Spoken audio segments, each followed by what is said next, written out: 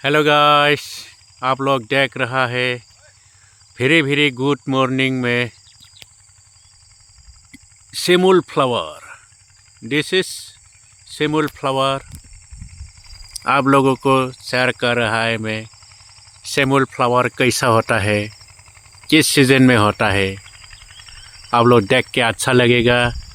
ये है Manas national park, Manas world heritage site, Manas tiger reserve, Bodoland Baksa district.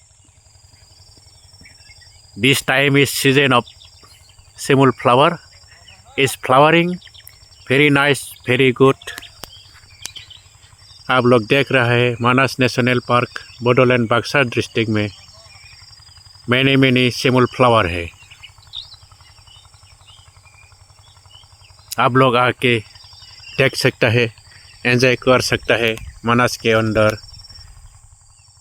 Many animals है, जैसे टाइगर, राइनो, एलिफेंट, बाइसन, बाफेलो, सम dear, somebody, many animals आप लोग देख सकेगा मानस में आके।